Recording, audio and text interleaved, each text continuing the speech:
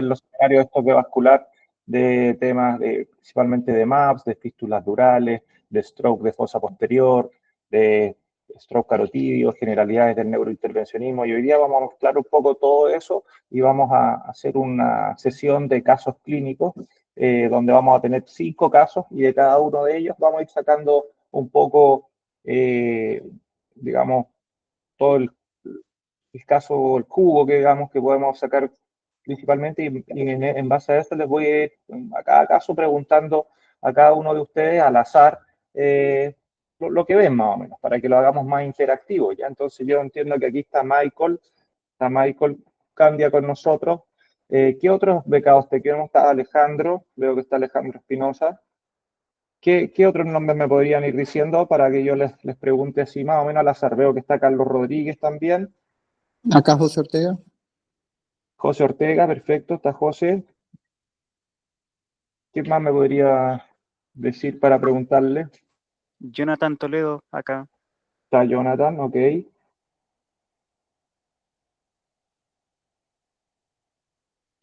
Bueno, si hay alguien más que se anime, ahí me da el nombre. Diga, sí. ¿Cuál es? Perdón, no le escuché. Estamos acá los del USAC. ¿Ya? Está el Duberli Castro. ¿Ya? Nicolás Honores. ¿Ya? Yo, Rocío Caneo. Está Rocío, ¿ya? Y Carlos Mamani. Ya. Nosotros dos vamos a tener que salir un poquito antes porque tenemos comité de tumores hepáticos. Ah, chuta, ya. Entonces partamos para que no nos atrasemos más. Voy a compartir vamos a compartir la pantalla, déjame ver, y ustedes me dicen si es que estamos ok, si es que se ve todo. Vamos a ver. Y Nicolás Sánchez también, ya. Ya, ahí estamos compartiendo. Todavía no se comparte del todo. A ver, vamos a dejar de compartir, vamos a compartir de nuevo porque no se me ve modo presentación a mí. Toda la pantalla mejor. Compartir tampoco me dejo ventana. Compartir. Ya. ¿Cómo se ve usted? A mí no me deja modo de presentación. Me deja presentando, pero no la veo completa. ¿Ustedes la ven? La vemos en modo presentación. Ya. No se ve del todo. A ver, voy a dejar de compartir. Vamos a partir de nuevo. Gustavo Felipe, ya. Vamos a compartir ventana mejor. A ver ahora. Tampoco. Lesión secular Compartir toda la pantalla.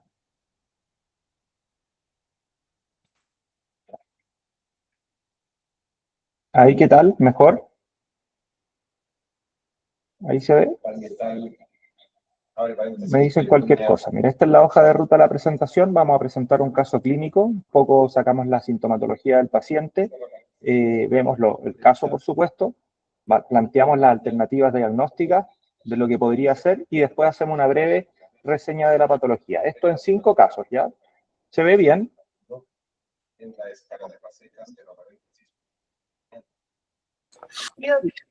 Está en modo presentación. Perfecto, o sea, lo alcanzan a ver bien, ¿sí? Vamos con el primer caso. Es un paciente masculino de 38 años sin antecedentes médicos de interés que el 6 de marzo del 2019, cefalea 10 de 10, asociada a compromiso de conciencia, Glasgow 14, están medio somnolientos ahí, y es derivado del hospital de Huina, el hospital Barros Luco, con un TAC sin contraste, que es esta imagen. ¿Ya? Este es el TAC sin contraste del paciente, comprometido conciencia, Glasgow 14, su cefalea ictal. Más o menos, eso es lo que vemos por ahí. Entonces, ahí vamos a preguntarle a Michael un poco qué le parece ese diagnóstico y ese patrón. ¿Estás por ahí, Michael? Hola, Doc. Sí, Sí, a ver.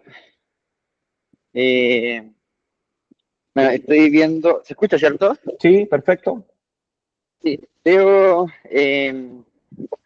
una hiperdensidad en la región de la fosa posterior a nivel perímetro encefálico.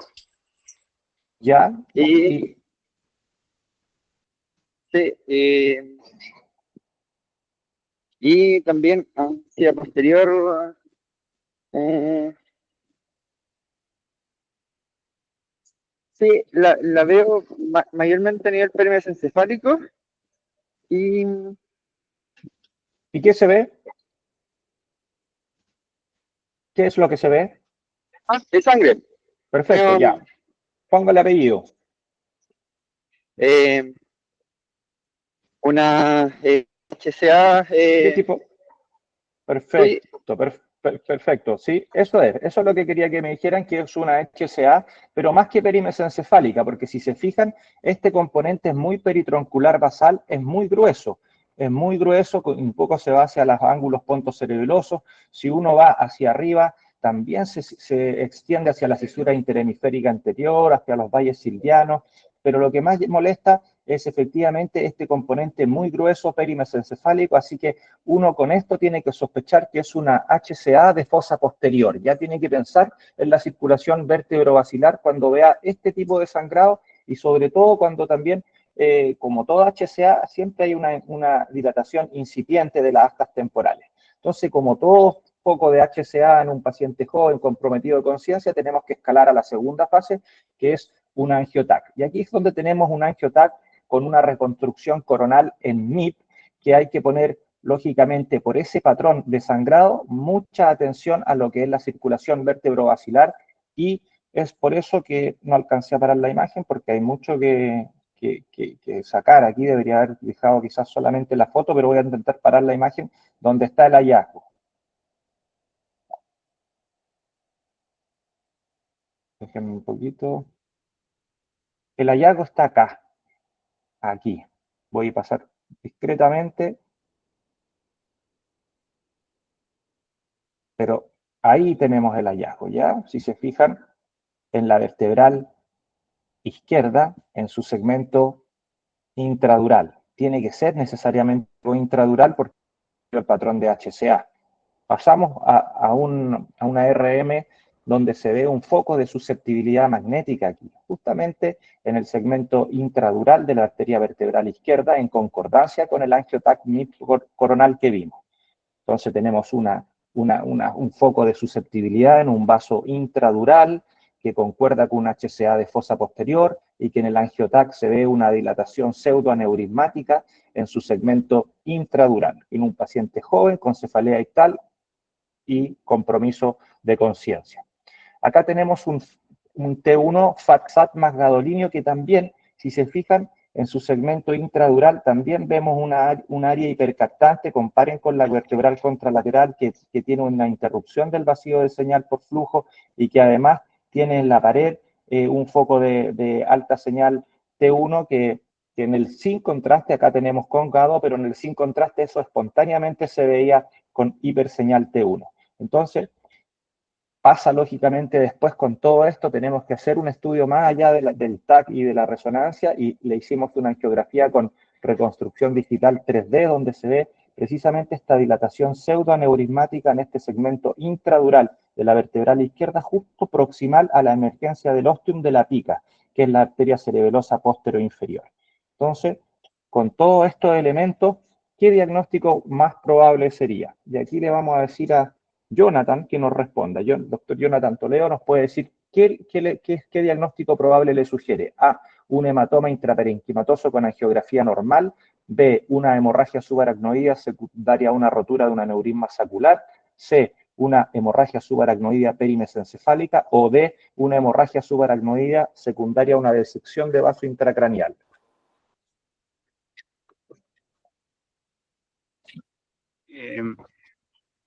Yo consideraría como los diferenciales la alternativa B y la alternativa C por la distribución Sin embargo, considerando la clínica del paciente, tiene más como un curso más de carácter benigno. Entonces, yo consideraría más la alternativa C como la primer diagnóstico. Sí, pero recuerda que vimos un angiotac, donde vimos un angiotac y una sustracción digital, donde vimos un vaso con una pared irregular y pseudoaneurismática. Entonces, eso nos echaría por tierra el diagnóstico de una perimes encefálica, donde la perimes encefálica, por definición, va con un angiotac y una sustracción digital normal.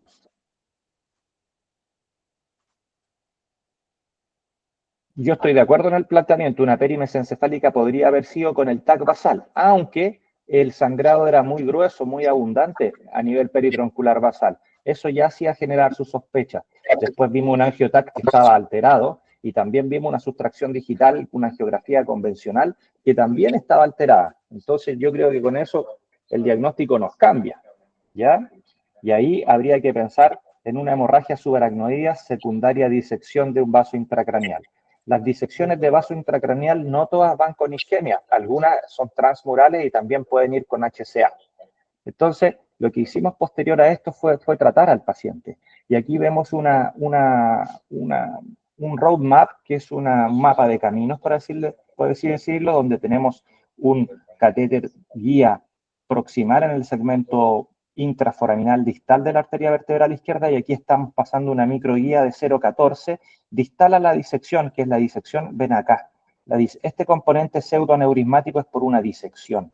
Y distal a aquello está el ostium de la pica. Entonces nosotros teníamos dos opciones: o sacrificar este vaso poniendo coils acá y dejando que el tronco basilar se alimente desde la vertebral derecha, o bien hacer este segundo tratamiento, que es poner un stent diversor de flujo aquí, previa doble antiagregación del paciente, con objetivo de proteger y darle estabilidad a esta pared y dejar permeable este ostium. No quisimos sacrificar el vaso aquí porque íbamos a generar un infarto de pica. Y eso fue lo que hicimos. Aquí, si se fijan, ahora es una visión oblicua, sin sustracción, donde ven todo el marco óseo, y aquí se ven unos marcadores distales radioopacos y unos marcadores proximales radioopacos, donde se está viendo el diversor de flujo que instalamos. Posterior a eso le hicimos el control y fíjense, queda el vaso permeable y queda la pica permeable. Le hicimos el control con MIP nuevamente. Aquí se ve el artefacto metálico que da un diversor de flujo, que es un stent bastante tupido, con muchas hebras, 48, 64 hebras, y por lo tanto hace ese efecto diversor, que el flujo pase hacia distal y que logre estabilizarnos un poco la pared disecada, que a diferencia de un aneurisma sacular, donde tenemos un pequeño área de debilidad de la pared, en una disección tenemos un área más extensa de debilidad de la pared, por lo tanto es mayor el área que tenemos que cubrir con el dispositivo. Y eso fue lo que hicimos, y aquí está el control final, donde el paciente evolucionó favorablemente y con ninguna secuela, NIH 0, y sin signos de resangrado ni tampoco isquemia en el parénquima. Entonces, esto en definitiva es una disección de vaso intracraneal en el segmento intradural de la arteria vertebral izquierda con HCA, y que posteriormente se trató con un stent diversor de flujo previa doble antiagregación del paciente. Todo stent intracraneal que pongamos tiene que ir con doble antiagregación, ya sea con ticagrelol o Plavix, que es el clopidogrel, más aspirina. ¿Ya? Eso por 6 meses. Después podemos quitar y dejar monoagregado al paciente. Entonces, la disección de vaso intracraneal es un desgarro intimal, 1 a 5 por 100.000, da cefalea, ojo con la cervicalgia, que es algo que refieren mucho los pacientes cuando es una disección de vaso, ya sea carotidio o vértebro basilar, dan síntomas de fosa posterior, náuseas, ataxia, disartia, con casos muy extremos, coma, puede dar un síndrome medular lateral, un Wallenberg, cuando hay compromiso de la pica, y un 50% se asocia a HCA. Hay un porcentaje importante que no se asocia a HCA, pero sí este flap intimal con un hematoma mural hace que el paciente que tenga un agregado plaquetario y tengamos infartos distales pequeñitos vistos en difusión.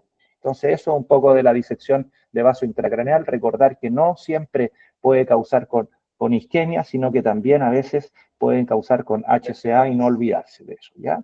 Caso 2, hombre, 62 años, tabaquismo OH ocasional, resistencia a la insulina, esto es un antecedente muy importante, endocarditis infecciosa por estreptococo B, derivado al Hospital Barros Luco desde el Lucio Córdoba con un cuadro de cefalea ictal y paresia braquiocural izquierda M4. Tiene un TAC y un angiotac de ingreso que vamos a ver a continuación, donde vemos esta lesión aquí en un TAC de ingreso, ¿verdad? Hasta ahí tenemos un hematoma lobar, pero en un paciente relativamente joven que no sospechamos una angiopatía amiloide ni nada de eso, tenemos que lógicamente complementar este estudio con un angiotac para intentar buscar la causa.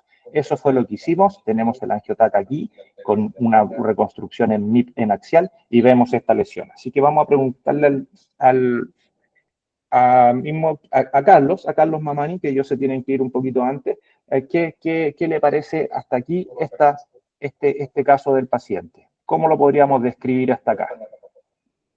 Carlos, ¿estás por ahí? Sí, por acá. Ya. ¿Qué le parece, Carlos? Paciente joven, tenemos un hematoma lobar, entonces ya tenemos que sospechar una causa vascular, sabemos que tiene una endocarditis infecciosa este enfermo y tenemos este angiotac. Presenta similar pérdida de altura y complemento anterior. Bueno, veo una lesión nodular espontáneamente densa. Sí. Que se asocia la fractura del cuerpo a edema vasogénico. ¿Ya? Y me parece que hay, o sea, bueno, está como una dilatación ahí en la rama. Ambas plataformas. En la rama que está, ay, no sé. Y determina mayor la rama del ACM. Perfecto, en una rama cortical, sí, en una rama cortical, y aquí estaríamos hablando de una M3, M4, una M3, M4, una rama cortical de la arteria cerebral media derecha, que en el espesor del hematoma tenemos una dilatación aneurismática, guión pseudoaneurismática en el espesor del hematoma, ¿cierto? Sí, doctor. Ya, perfecto. Aquí tenemos la resonancia, es un sagital T1 sin contraste que confirma lo mismo, una lesión central espontáneamente hiperdensa en T1 que probablemente dé cuenta de hemoglobina extracelular en un sangrado subagudo precoz o tardío, que se ve esta hiperseñal espontáneamente en T1, marginada por mucho edema perilesional vasogénico que interdigita la sustancia blanca y que además genera obliteración del subaracnoideo regional. Entonces, hasta aquí tenemos un paciente con una endocarditis infecciosa que tiene un hematoma subagudo y que en el espesor del hematoma subagudo vemos en la angiotac una dilatación aneurismática, guión pseudoaneurismática hasta ahí. Más de lo mismo, coronal T2, con áreas de baja señal T2 periféricas con relación a un anillo de hemosiderina, el hematoma, digamos, en relación al hematoma, y el edema vasogénico que interdigita la sustancia y que todo en conjunto genera ese efecto de masa obliterando el subaracnoideo y generando cierto efecto de masa sobre el sistema ventricular lateral sin desviación de la línea media. Entonces, hasta ahí le vamos a preguntar a Carlos Rodríguez, doctor, ¿qué le parece con esto? ¿Qué diagnóstico más probable será de los que tenemos ahí? ¿Será un hematoma intracerebral secundario a una rotura de una MAP? ¿O bien un hematoma intracerebral secundario a una ruptura de un aneurisma infeccioso? ¿A un hematoma intracerebral secundario a una rotura de una fístula vial? ¿O 4, un hematoma intracerebral secundario a un cavernoma con signos de hemorragia reciente?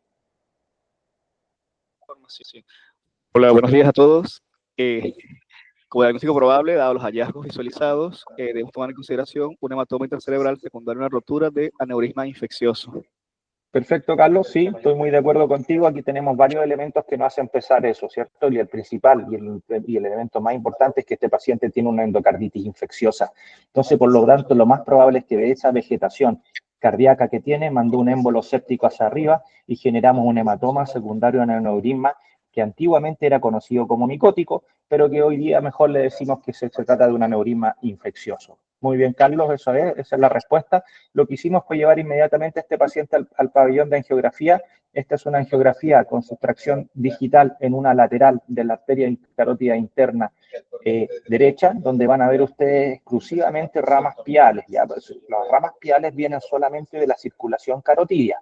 Cuando uno dispara el contraste de la arteria carótida común porque tu catéter se quedó un poquito más abajo, vamos a tener ramas de la carótida externa, vale decir, alguna occipital, y alguna temporal superficial, retroauriculares, ¿verdad? Entonces aquí nosotros sabemos que estamos exclusivamente desde la carótida interna, no hay ramas de la externa, y vemos justamente esta dilatación ahí en una rama cortical M4 de la arteria cerebral media, donde está mostrando un pseudoaneurisma probablemente infeccioso en el espesor del hematoma. Este es el responsable del sangrado. Por lo tanto, lo que hay que hacer con este enfermo es intentar excluir ese aneurisma, porque va a tener riesgo de resangrado y empeorar las cosas. Lo que hicimos con él, este es el mismo paciente con su reconstrucción digital 3D desde el angiógrafo, y aquí vemos la lesión. Hacer esto nos permite generar distintas proyecciones para poder elegir el vaso aferente correcto y poder llegar con nuestro microcatéter desde ahí.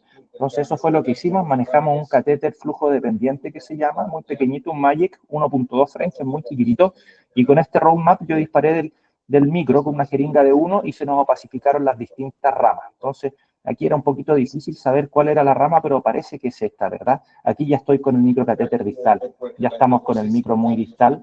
Finalmente es esta la que se eligió, son microcatéteres muy flujo dependientes que navegan muy bien y podemos ir muy a distancia. Entonces ahí estamos muy por delante, muy proximal a la zona. Lo ideal es disparar el agente embólico lo más cercano posible al aneurisma, porque si yo disparo desde aquí, le voy a generar un infarto muy grande. En cambio, si voy selectivo desde acá, voy a generar un infarto muy pequeñito y quizás que no tenga ninguna repercusión sobre el paciente, porque aquí ya hay un gran hematoma.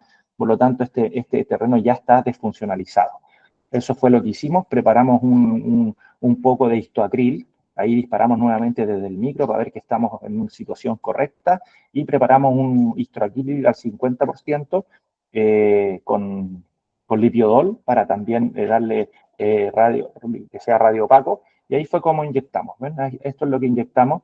Desde acá tuvimos un poquito de migración distal, pero eso fue irrelevante porque aquí estamos en el espesor del hematoma, y después de eso nos retiramos con cuidadito. Después de revertir la heparina, retiramos el micro y fíjense que ya la lesión no se opacifica, quedó totalmente excluida ya en tiempos arteriales, y el pseudoaneurisma prácticamente no se representó más. Y este es el TAC de control, donde el paciente evolucionó bastante bien, sin déficit añadido, y lo importante es que si se fijan, el agente embólico con el tántalo, con el lipiodol que tiene, nunca fue más allá del área del hematoma. Por lo tanto, quedó solamente restringido a eso, y eso permitió que el paciente no generara un déficit añadido. El aneurisma infeccioso intracraneal, la endocarditis infecciosa, el principal factor de riesgo, 70%, 5% de los pacientes con endocarditis infecciosa va a desarrollar un aneurisma infeccioso intracraneal. Streptococcus viridans y Staphylo aureus son más frecuentes. Eso es que se dejó de llamar micótico.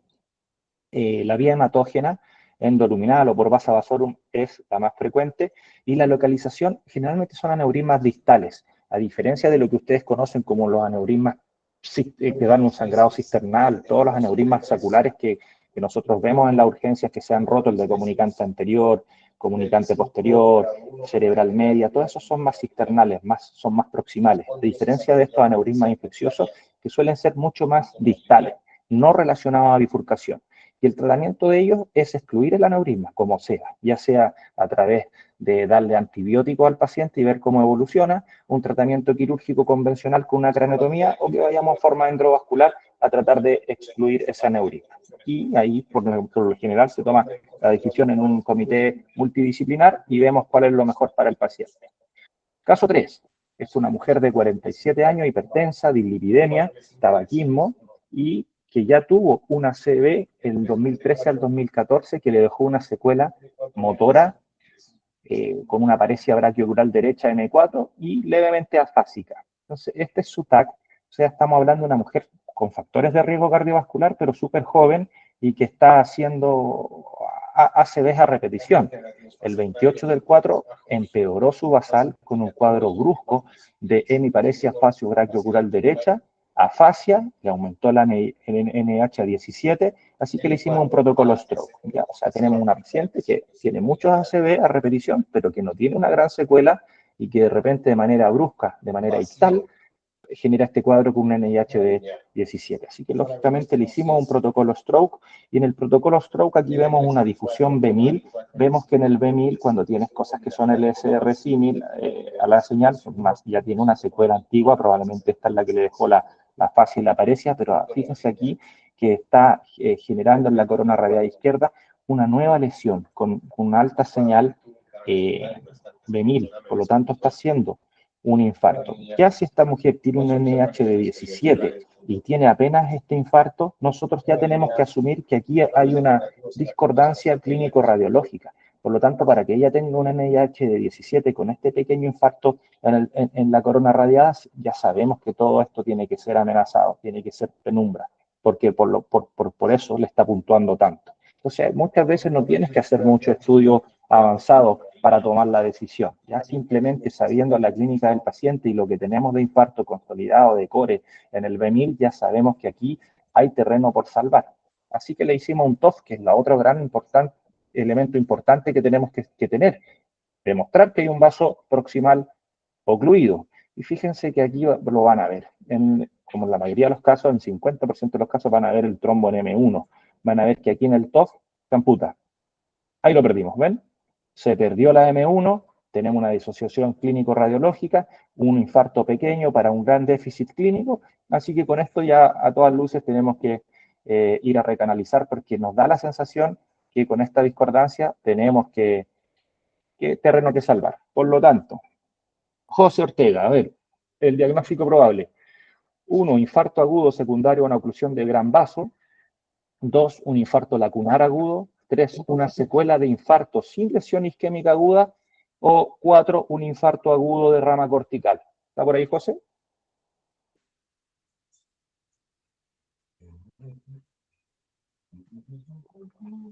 ¿No está?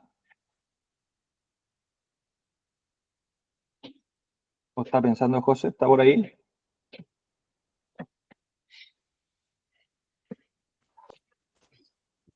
José y Michael tuvieron que retirarse porque tenían justo ahora una clase. Ah, ya. ¿Y quién quedó por ahí, Carlito?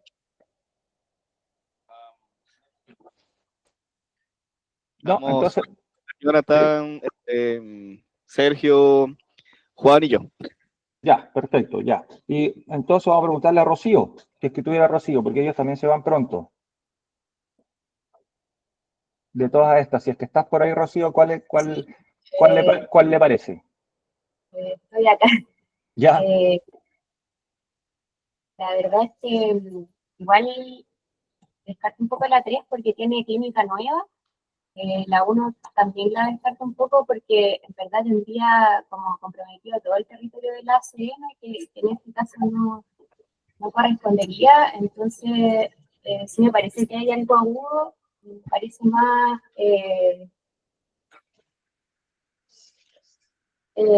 la opción 2. Ya, mira. O sea, la 2, lacunar no pareciera, porque si se fijan, hay un infarto establecido en el centro semioval, pero nosotros ya vimos el TOF. Vimos el TOF y vimos que la M1 se amputó. Entonces, el gran vaso ya entra en nuestra respuesta. Tenemos una M1, siempre tenemos que considerar que cuando ustedes tienen un trombo en M1 o en el tronco basilar, o en la carótida proximal, ya estamos hablando de un gran vaso. Lo que es M2, M3, una vertebral no dominante, eso no es gran vaso. Entonces, los lacunares son de ramas perforantes. Como aquí tenemos la ACM ocluida, el lacunar se descarta. Secuela de infarto sin lesión isquémica la descartamos porque tenemos un B1000 que está brillando, entonces lesión isquémica aguda sí hay. Infarto agudo de rama cortical, no, porque aquí lo que vemos es una rama proximal. Por lo tanto, la más correcta es la 1. Aquí hay un infarto agudo secundario a una oclusión de gran vaso sobre una secuela. Pero lo más correcto es decir que aquí sí hay un infarto agudo porque tenemos un B1000 alterado y secundario a una oclusión de gran vaso porque está la ACM tocada. Eso fue lo que hicimos, llevamos a esta paciente al angiógrafo y si se fijan, este es un caso ideal. ¿Por qué? Porque acá tenemos una inyección desde la carótida interna exclusiva izquierda, vemos la amputación en M1, fíjense ahí cómo está tenemos el trombo en la mitad del segmento de M1 y después tenemos ramas de ACA que se están viendo, pero tenemos muchas corticopiales lentas que están tratando de llegar a cubrir el déficit distal a la oclusión. Miren esas corticales. Entonces aquí estamos hablando de un caso con muy buenas colaterales. Es una paciente con excelentes colaterales y eso hace que se alarguen los tiempos en el MTT, en la perfusión, y eso hace en el fondo que aguante la penumbra. Cuando ustedes vean un angioTAC con muchas colaterales en el contexto de una oclusión proximal, aquí estamos hablando de un paciente ideal, probablemente sea un progresor lento, versus que si ven un paciente que dejan disparar el contraste y no cambia de esa imagen, ese paciente probablemente es un progresor rápido porque su estado de las colaterales es malo. Ahí, si esa imagen se mantiene siempre, va a ser un paciente con malas colaterales, pero si avanzamos y vemos esa imagen, va a ser un paciente con buenas colaterales, y eso hace mucho la diferencia. Así que eso fue lo que hicimos. Aquí lo que tenemos es un catéter balón proximal 8F en el segmento petrol cervical distal de la arteria carótida interna, un catéter balón que se lo inflamos para trabajar a flujo arrestado. Y aquí tenemos un stent Solitaire 440 que desplegamos desde un micro en la ACM. Después de esto, hacemos una inyección y se fijan que hemos retirado trombo, hemos recanalizado el vaso y se ha recuperado TC3. Aquí la cerebral anterior quedó un poquito más lenta, probablemente porque se espasmamos un poco al retirar el stent, pero todo eso se recupera a distal. ¿Sí? No se ve la presentación. No me digan. ¿No se ve la presentación? No, se ve usted nomás, pero no la presentación en sí. Vamos a compartir de nuevo. Esto de recién. Vamos a ver. Ya, vamos de nuevo. A ver, vamos a compartir. Menos mal que me dijeron. Toda la pantalla. ¿Cierto? Ya, vamos a ver qué ocurre.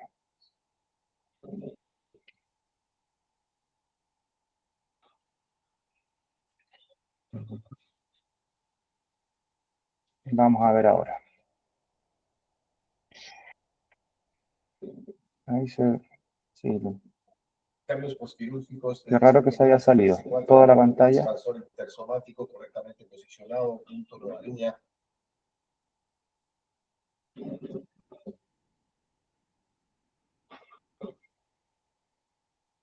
Antiguos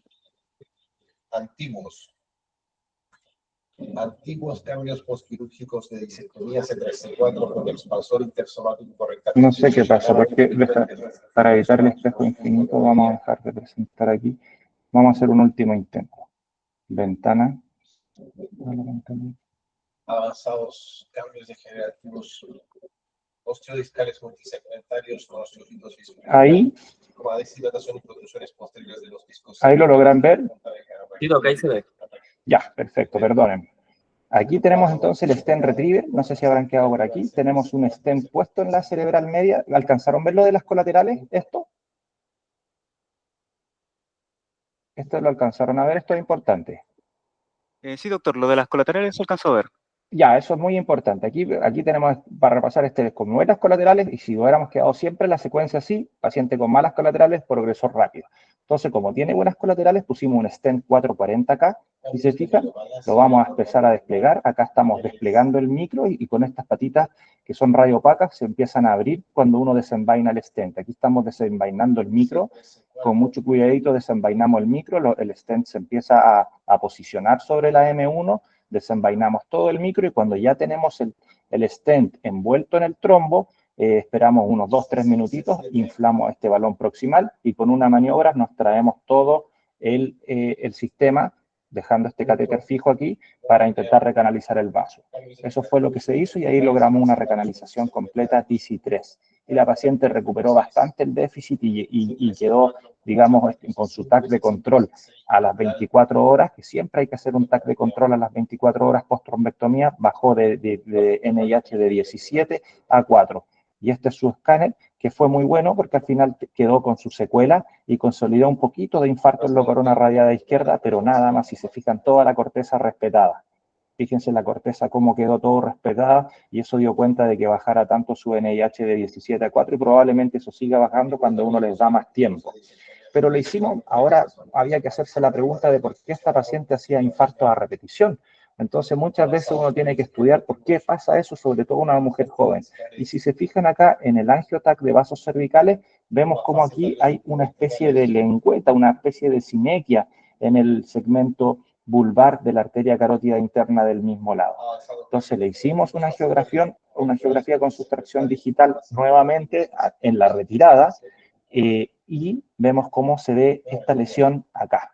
Se ve una lesión justamente en el segmento vulvar, que hay una ausencia de contraste que se ve en esa zona. Entonces, con eso, esto es un poquito más difícil. ¿Está Nicolás por ahí? Nicolás, ¿qué podría ser esa lesión vulvar? No importa que no la sepan, porque es más raro, pero ¿qué les podría...? ¿Cuál Nicolás? Es que hay Nicolás varios. Orozco. ¿Chuta Orozco? Doc, sabemos tres Nicolás en los sets, pero yo le digo, yo creo que es un web carotidio. Muy bien, perfecto. Ahí está la respuesta 3, es un web carotidio. Sí, efectivamente, y esta es causa de ACV a repetición. Entonces, lo que hay que hacer cuando ya tenemos una paciente que está haciendo infarto a repetición es tratar de aislar ese web. Ese web lo aislamos con un stent doble capa.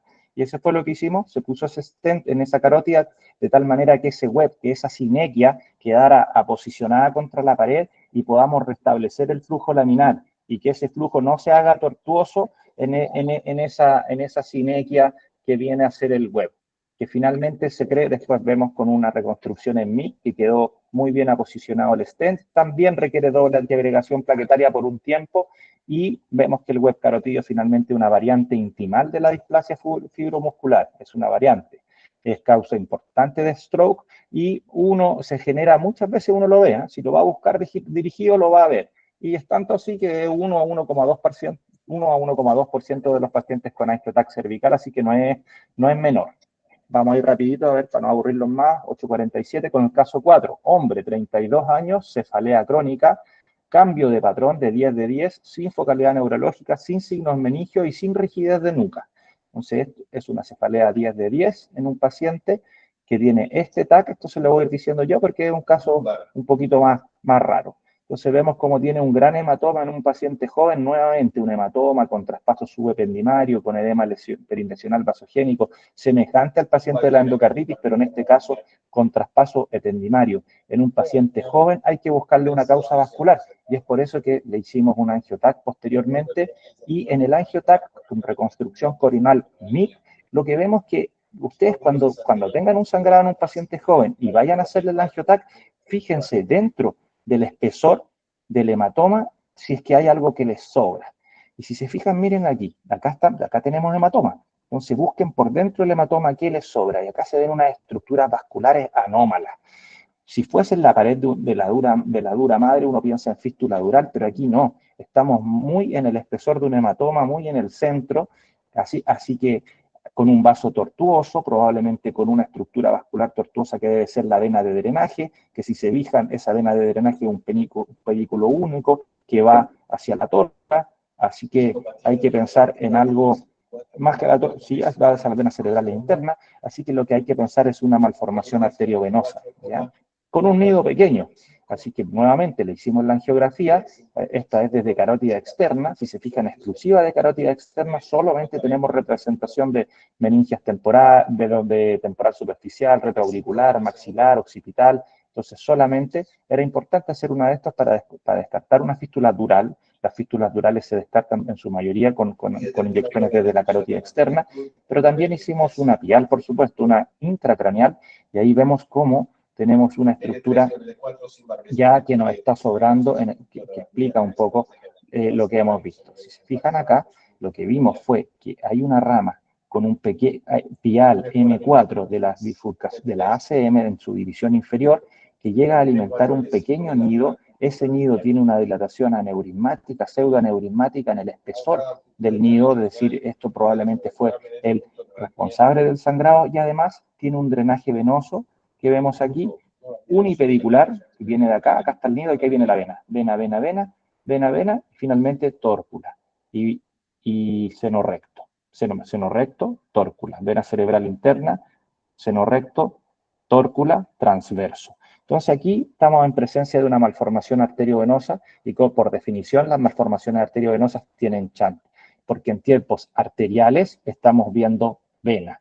Y ese chant es lo que le da riesgo de sangrado. Y además, en el espesor del nido tenemos un aneurisma que probablemente fue el responsable del sangrado. En estas malformaciones, cuando tienen un pedículo de vena de drenaje único y que más encima va al sistema venoso profundo, estas tienen muchísimo riesgo de sangrar. Y eso fue lo que pasó en este enfermo. Entonces, como diagnóstico probable, ¿es un hematoma intraparenquimatoso secundario a fístula dural rota? No, porque vimos que desde la carótida externa no hay ni un aporte. ¿Es un hematoma intraparenquimatoso secundario una MAP rota? Ahí sí, porque es una rama pial, una malformación arteriovenosa con una rama desde la carótida interna que hace un chant, tenemos un pequeño nido y después un drenaje venoso. Por lo tanto, esa sí cuadra. ¿Hemorragia subaracnoidea? No, porque no hay hemorragia subaracnoidea aquí. Aquí solamente lo que vimos fue una hemorragia intraparenquimatosa con sangrado intraventricular. Hematoma intraparenquimatoso secundario a una rotura de fístula pial, no, porque las fístulas piales son más en las convexidades y por lo general no hay un nido, es una fístula, es decir, arteria, una fístula y pasa directo a la vena. Entonces, la respuesta 2 es la más correcta. Nuevamente, el tratamiento aquí es ir a cerrar lo que sangró. Y llegamos con un microcatéter flujo dependiente hasta esta rama de la bifurcación inferior de la media. Fíjense cómo el micro nos hizo todo el trayecto, y acá está el tip del micro. Acá estamos con el tip del micro, inyectamos contraste con una jeringa de 1 y vemos cómo se opacificó todo el nido. Probablemente aquí se está opacificando el aneurisma del intranidal que sangró y después una única vena de drenaje que más encima va al sistema venoso profundo, por lo tanto, riesgo de sangrado, mucho. Ya aquí, cuando estás aquí y ya descartas que hayan ramas que vayan a territorio sano, estás en un buen momento para inyectar el agente embólico. Eso fue lo que hicimos. Inyectamos Onyx, que viene con tántalo para que se haga radiopaco, y con eso logramos opacificar todo el nido. Después uno retira el micro, revierte la heparina y con aspiración continua para no dejar agente embólico en el camino, retiras tu micro. Tienes que revertir la heparina para que el micro no se te pegue en el cast de Onyx y no puedas generar un sangrado con la tracción. Así que eso fue lo que se hizo. Finalmente disparamos desde la arteria y fíjense que ya no hay chant. Ya no hay chant, ya no, la vena aparece en tiempo venoso, no hay aparición de vena en tiempo arterial. Por lo tanto, aquí a este paciente le quitaste el riesgo de sangrado. Y así era antes, fíjense cómo era antes, se ve claramente que hay una dilatación aneurismática, hay venas en tiempos arteriales, y después eso ya no se veía. Entonces las malformaciones arteriovenosas son comunicaciones anómalas entre arterias y venas, sin un lecho capilar normal. Eso hace que se genere un chant, y la sintomatología va a ser por fenómenos de robo o por sangrado intracraneal. Hay muchas clasificaciones, una de las más usadas por los neurocirujanos es Spetzler-Martin, que no es para predecir riesgo de sangrado, sino más bien para otorgarle una morbimortalidad quirúrgica, es decir, la Spetzler-Martin 5, el riesgo de que el paciente quede con alguna secuela es muy alto, versus a un Spetzler-Martin 1, que por lo general no tienen drenaje venoso profundo, no están en áreas elocuentes y tienen un nido muy pequeñito. Así que ahí tenemos una amplia gama de posibilidades para ver con qué paciente podemos intervenir. Lógicamente se toman en decisiones multidisciplinares porque aquí el tratamiento es de esa forma también. El caso 5, alcanzamos, si quieren vemos rapidito el último caso, una mujer de 39 años, esta es una rareza, pero es bueno que se lo muestre igual, sin antecedentes médicos, también cefalea ictal holocraniana 10 de 10, vómitos explosivos y compromiso de conciencia. Ingresa al Barros-Luco somnolienta, pero orientada. Le hacemos el TAC y el angioTAC, vemos el TAC así, aquí, y vemos que hay una gran hemorragia subaracnoidea. Fíjense, es importante. Aquí pareciera que el sangrado es como de ACM izquierda, porque si se fijan, toda la cisterna está un poquito más orientada hacia el valle silviano izquierdo. Entonces uno pensaría con esto que puede ser una rotura de un aneurisma de M1 o M2, ¿verdad? Pero eso no lo vamos a saber hasta no hacerle el angioTAC. Se le hizo el angioTAC, un coronal MIP, y aquí lo que vemos, miren, es como una dilatación aneurismática, ahí como si fuera ahí, en territorio de una lentículo estriada. Pareciera como un aneurisma, un pseudoaneurisma de lentículo estriada, y no de una bifurcación silviana. Así que aquí todavía quedan dudas, por lo tanto, todavía te quedan dudas, ya sabemos que es un sangrado de causa vascular, pero te quedan dudas con el angiotac, así que en ese contexto hay que hacer una angiografía. Lo llevamos al pabellón de angiografía y fíjese, todavía como que vienen quedando dudas porque no sabemos de qué depende esa dilatación aneurismática. ¿Es una MAP por un pequeño nido que después drena una vena o es una alteración arterio-arterial que pueden existir? Así que hicimos el 3D y si se fijan, esta es una angiografía con reconstrucción digital 3D, donde vemos que desde el segmento A2 proximal emerge una rama que va hacia el valle silviano y de esa misma rama nace esta dilatación aneurismática que es la responsable del sangrado y distal aquello es una rama que va a territorio vial. Por lo tanto, esto no es una malformación arteriovenosa, es un aneurisma arterio-arterial. Entonces uno no puede ocluir este aneurisma porque de alguna manera si tú lo ocluyes generas un infarto distal. Entonces, ¿qué es esto? Era difícil de establecer, pero es una hemorragia subaracnoidea por rotura de un aneurisma de vaso accesorio. Y lo que estamos viendo ahí, lo que se hizo, evolucionó inmediatamente con una hemiparesia después de la exclusión, hizo vasoespasmo con 2 angiografías, angioplastías por el espasmo y se fue de alta de UCI al cabo de unos 20 días, que es lo que las tenemos que tener ahí para la monitorización de vasoespasmo. Este es el control posterior, y en el control posterior consolidó un pequeño infarto, si se fijan ahí, esto fue de resolución quirúrgica con craniotomía, consolidó un pequeño infarto en lo que es el lecho y un infarto también en la cabeza al núcleo caudado. Pero eso lamentablemente era inevitable de establecer porque era una comunicación arterio-arterial. Entonces, lo que ocurría ahí era una arterial cerebral media accesoria. A veces tenemos estos vasos. Es una variante que se origina en la cerebral anterior, 2% de prevalencia, e irriga el territorio silviano o frontal.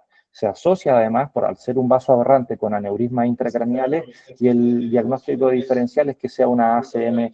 El diagnóstico diferencial es que sea una malformación arterio-arterial, pero en general esto es una arteria cerebral media accesoria con aneurisma. Son raros, pero generalmente queda claro cuando uno le hace la angiografía con sustracción digital 3D. Y eso es un poquito la presentación de casos. Espero que les haya gustado y vamos a dejar de compartir. Y si tienen alguna preguntita, ningún problema, lo conversamos ahora. Y si no, bueno, ya nos veremos en la próxima con más casitos clínicos, ¿ya? Si quieren alguna pregunta, ningún problema. Y si no, estamos ok. ¿Estamos bien? Sí, muchas gracias. No, ya. Gracias a ustedes por su atención y ahí nos estamos viendo, ¿ya? Saludos a todos. Muchas gracias. Muchas gracias. Chao, chao. No, a ustedes. Chao, gracias. Chao, que esté bien. Chao, saludos. Chao.